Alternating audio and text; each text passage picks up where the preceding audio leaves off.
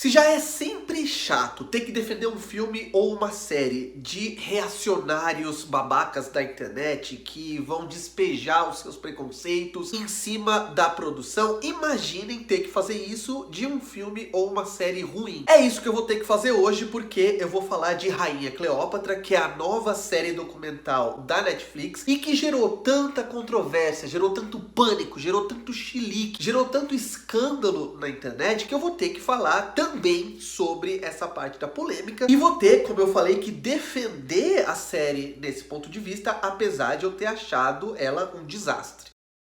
Série documental dedicada à famosa Cleópatra, a última faraó do Egito, se propõe a cobrir seus 21 anos de reinado em 4 episódios. Para começo de conversa, essa série vai tratar um pouquinho da infância e da adolescência da Cleópatra, ali no começo do primeiro episódio. Vai se dedicar bastante, durante praticamente a série inteira, aos relacionamentos dela com o Júlio César e com o Marco Antônio e, consequentemente, a política externa dela como faraó do Egito e muito pouco sobre a política interna. E esse recorte escolhido pelos produtores, entre os quais está a Jada Pinkett Smith, que é a esposa do Will Smith, que também é a narradora dos episódios, demonstra um interesse em romantizar demais a vida da Cleópatra, faz sim com que a série se transforme numa hagiografia, e quando eu falo em romantizar, não estou falando só em tratar com uma ênfase maior do que deveria dos relacionamentos amorosos da protagonista, mas também em colocar de lado algumas questões que são importantes, pelo menos serem mencionadas, mesmo que não sejam discutidas com profundidade. Por exemplo, a gente está falando do Egito Antigo, que era composto quase prioritariamente por escravos, e a gente não só não vê nenhum escravo ao longo de toda a série, como também tem um momento em que a narração fala que, enfim, a Cleópatra conseguiu trazer prosperidade para o Egito, e a gente fica se perguntando, prosperidade para quem? Tem até outra coisa que chega a ser engraçada, que é que toda vez que a gente vê os filhos da Cleópatra, eles estão sempre com ela, e ela tá sozinha com eles. Ou seja, ela é a rainha do Egito, ela é uma faraó, ou seja, ela é uma deusa na terra encarnada e não tem ninguém servindo ela. E essa idealização da protagonista também é bastante incentivada pelas narradoras. Tem uma delas, por exemplo, em um momento que tá falando do fato da Cleópatra ter matado 2, pelo menos, irmãos dela para se consolidar como única governanta do Egito. E aí ela fala, não, gente, porque a gente tem que entender que na época isso era normal. E tudo bem, gente, ela fala isso porque não que fosse normal, mas é claro que hoje, aos nossos olhos, isso parece muito mais grotesco e muito mais absurdo do que já parecia, ainda mais com a crença que eles tinham de que aquela mulher ou de que aquelas pessoas eram deuses. Só que a maneira com que ela fala é quase admirando a Cleópatra por isso. Ela fala com um sorriso e ela fala com uma vozinha assim, com carinho. Ai, gente, nós, né, pessoas modernas, não podemos condenar. Era algo tão normal, era tão esperado, inclusive, que ela fizesse isso. De um ponto de vista estrutural, essa minissérie documental é muito pobre. Ela basicamente alterna momentos de cabeças falantes e momentos de reconstituição ficcional com atores de cenas da época. Nos momentos com as cabeças falantes, que são aqueles momentos em que tem uma pessoa só falando pra câmera, né, e o rosto dela tá bem aproximado, num plano bem próximo, e atrás um fundo preto ou escuro, a narração é bastante condescendente. Já nos momentos de reconstituição com atores, parece mais uma novela da Record em vários sentidos. Então, se não funciona nem em uma metade e nem na outra, e ainda por cima a repetição dessa estrutura com uma narração em off, claro, durante 3 horas e meia de minissérie, é claro que chega um momento que já tá chatíssimo. Se em um documentário de 1h20 já fica cansativo, se o filme não alterna a sua estratégia visual, imagina numa minissérie longa como essa, é chatíssimo, aborrecidíssimo. Dá pra ver bem que, óbvio, a minissérie não tinha muito recurso, então nas partes de reconstituição, de simulação da época, a gente só vê os establishing shots, né, aqueles planos de estabelecimento, sei lá, da fachada, das muralhas de uma cidade, e do resto é só plano fechado ou no máximo planos americanos, né, que mostram os personagens até ali o joelho, em cenas internas em que tem muito pouca gente em cena. Muitas muitas vezes só 2 atores contracenando e as atuações são predominantemente ruins. Eu não acho que a Adele Jones, que faz a Cleópatra, seja um desastre, mas a maioria do elenco é. Já nos momentos em que as pessoas ali que são supostamente especialistas estão dando seus depoimentos pra câmera, eu consigo ver ainda mais problemas. O primeiro deles é que, para uma minissérie de 3 horas e meia, você tem apenas 4 ou 5 pessoas que se revezam ao longo desse tempo todo pra dar a sua opinião. Isso tira um pouco do argumento de autoridade, porque é uma amostragem muito pequena. Além disso, a gente vê ali constantemente na tela qual é a relevância que essas pessoas deveriam ter. Então, uma pessoa é uma arqueóloga, a outra escreveu um livro, mas aí a gente lê só, autora do livro tal. E a gente não sabe, isso é um livro de ficção? Isso é um livro de não ficção? E se for um livro mesmo de não ficção, que é o que a gente espera, é um livro aceito na academia ou é apenas um livro que é considerado mais sensacionalista? A gente não sabe. Então, o filme não tá nem um pouco interessado em convencer a gente da autoridade daquelas pessoas e também não tá nem um pouco interessado em providenciar evidências. É o tempo todo essas 4 ou 5 mulheres contando o que aconteceu, a gente vê ali reconstituído aquilo que elas estão nos falando e a gente precisa aceitar que dentro da tese do filme é isso que aconteceu.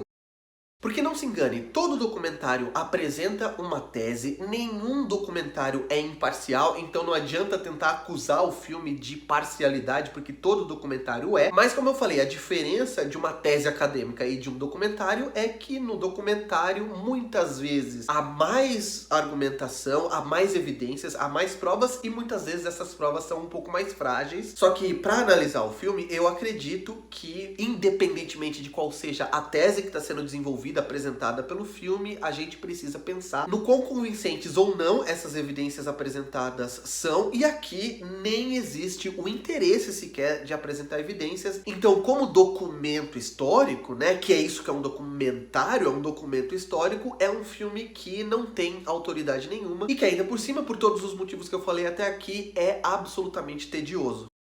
Independentemente de ter assistido a série ou não, você deve ter ouvido nos últimos dias ou nas últimas semanas a polêmica que tem se estabelecido em torno de uma das teses da série, que é a de que a Cleópatra era negra. Essa é uma das teses da série. Outra tese é a tese de que a Cleópatra tinha uma importância muito maior em tudo que acontecia na política de Roma, nas decisões do Júlio César, nas decisões do Marco Antônio. Mas é óbvio que aqui gerou pânico, que gerou acusações, que gerou desespero, choro, gritaria na internet. É a primeira que diz que a Cleópatra era negra. E você não precisa pensar muito para entender de onde vem essa indignação. Sobre isso, eu tenho 4 pontos para colocar aqui. O primeiro deles é que nem você, nem eu, nenhum de nós sabemos qual era a cor da Cleópatra. Se nem na academia isso é um consenso, que dirá nós? Então não adianta, você pode se revoltar por vários motivos, mas um motivo que a sua revolta não tem é de falsificação histórica, porque você não pode se revoltar contra algo que você não tem certeza como aconteceu. Em segundo lugar, autoridades políticas, por mais que sejam egípcias, também não têm essa informação. É a mesma coisa que alguns anos atrás, quando o nosso ex-presidente, graças a Deus, foi falar na televisão que os escravagistas portugueses nunca pisaram na África, por exemplo. Por mais que ele fosse, na época, o presidente do Brasil, repercutir lá fora que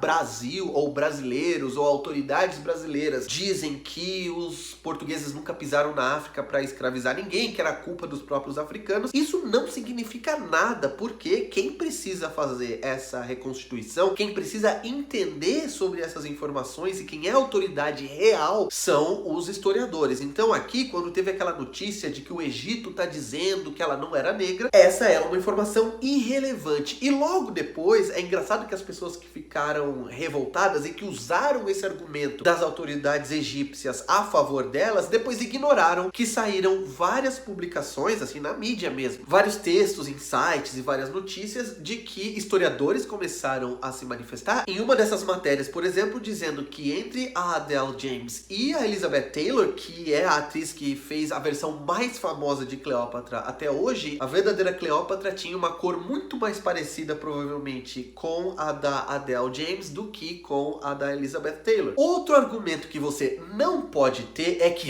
mas eu estou revoltado por esse ser um documentário. A Elizabeth Taylor estava vivendo uma versão ficcional da Cleópatra. Então, por que será, pensem comigo, que não só a Cleópatra, como também personagens como a Sininho e como a Pequena Sereia, que vai ter um live action lançado nos cinemas daqui a pouco, nas próximas semanas, e quando foi anunciada a atriz que interpretaria a Ariel, também despertou a raiva das mesmas pessoas. Por que será? O que essas três atrizes, as que viveram a Cleópatra aqui, a Sininho no Peter Pan e o Wendy recentemente, e a que vive a Ariel no próximo A Pequena Sereia, todas elas são mulheres negras. E aí, outro argumento que eu não consigo tancar, que é hipócrita, é aquele argumento de que, não, mas essa troca de raças, essa troca de cores é sempre ofensiva. Então, por que será que a gente sempre aceitou que personagens negros ou negras, personagens indígenas, asiáticos, fossem interpretados no cinema por brancos? Por que será, por exemplo, que não tem uma revolta sempre que uma nova adaptação de um Jesus branco não gera o mesmo furor, ou não gera nada, né? Tá, beleza, fica por isso mesmo. A verdade é que essa revolta é uma revolta que parte de um lugar de racismo evidente. Então, como eu falei no começo desse vídeo, eu tô aqui pra defender que não importa se a tese desse filme aqui tá certa ou não, se essa tese, ou se até o anúncio, até de você ver lá o rosto da atriz numa propaganda da Netflix, isso te gerou algum tipo de incômodo, não adianta ver na internet encher o saco, porque o problema não está na Netflix, o problema não está na tese dos produtores do filme, o problema não está na atriz, o problema está em você. E eu acho que você precisa se analisar um pouquinho melhor. É isso, gente. Eu quero que vocês venham aqui dizer tanto o que vocês acharam, se vocês assistiram a série, quanto o que vocês pensam dessa polêmica toda. Vocês concordam ou discordam dos argumentos que eu apresentei aqui? Claro, com respeito, porque se você vier aqui pra repercutir esse tipo de racismo, aqui não vai ter lugar. E, claro, dá um like nesse vídeo. Desse lado aqui eu vou deixar o meu ícone pra você clicar e se inscrever no canal. Desse outro lado eu vou deixar uma sugestão de um outro vídeo pra você assistir depois desse daqui. E por hoje eu vou ficando por aqui. Um abraço, tchau!